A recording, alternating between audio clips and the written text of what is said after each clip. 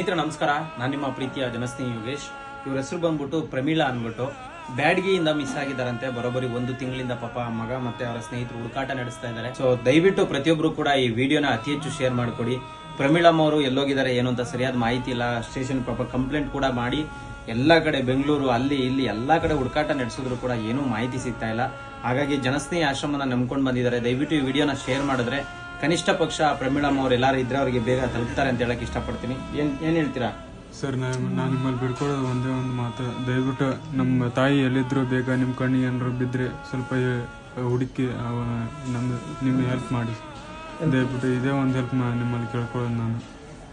ನೀವು ಮಾತಾಡಿ ಸರ್. ಇದ್ರ ನಾವೆಲ್ಲ ಸ್ನೇಹಿತರು ಎಲ್ಲ ಜನತೆ ಒಂದು ಬೇಡಿಕೆ ಹೇಳೋದು ಒಂದೇ, ನಮ್ಮ ಅಕ್ಕ ಆಗ್ಬೇಕು ಸ್ವಂತ.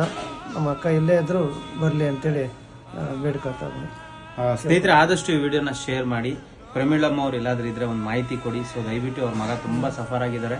ಸೊ ಆದಷ್ಟು ಈ ವಿಡಿಯೋ ಶೇರ್ ಮಾಡಿ. ಎಲ್ರಿಗೂ ಒಳ್ಳೇದಾಗಲಿ. ಜೈ ಹಿಂದ್, ಜೈ ಕರ್ನಾಟಕ ಮತ್ತು ಶನೇಶ್ವರ ಒಳ್ಳೇದಾಗಲಿ. ನಮಸ್ಕಾರ.